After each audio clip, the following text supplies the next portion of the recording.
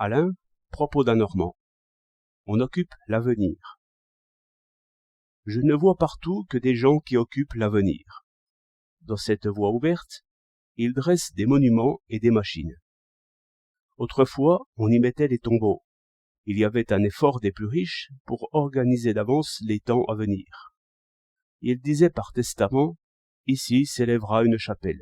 Ici une messe sera célébrée tous les jours et j'y serai nommé. Je laisse une ferme pour nourrir le prêtre. » Et voilà un couvent. Ainsi, un homme riche avait le pouvoir de posséder encore après sa mort.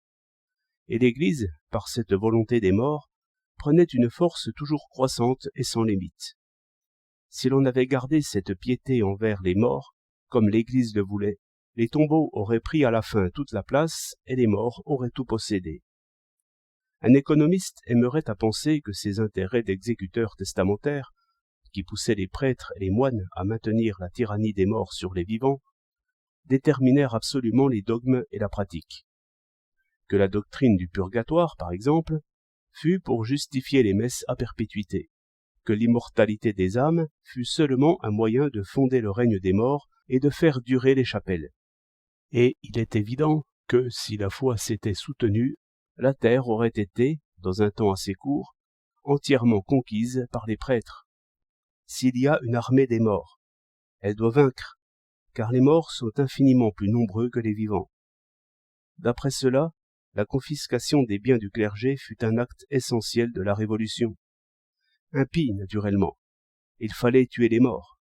Et maintenant, par une loi, il est défendu aux morts de survivre. Sauf le cas où les œuvres sont reconnues utiles aux vivants, il n'est pas permis de léguer, sinon à un héritier qui sera le maître de ces biens, qui pourra les échanger ou les dissiper. Pourquoi ces idées me revenaient-elles à l'esprit comme je voyais qu'on achevait de refaire tout un réseau de tramways d'après un système coûteux, compliqué, pesant, profondément incrusté dans la terre? C'est que l'industrie par action est immortelle aussi, et occupe aussi les chemins de l'avenir, par des traités et surtout par des travaux. Ici, sous mes yeux, par ces blocs de béton armés, s'incrustent les puissantes compagnies de transport par l'électricité. Ce sont des barrages contre le progrès et l'invention. Imaginez un moteur simplifié et une libre circulation des pétroles. Ce sont des possibilités prochaines. L'électricité sera alors fortement établie, invincible, inexpugnable. Ainsi, les coûteuses et dangereuses canalisations de gaz nous imposent les asphyxies et les explosions. C'est encore l'invasion des morts, mais d'une autre manière.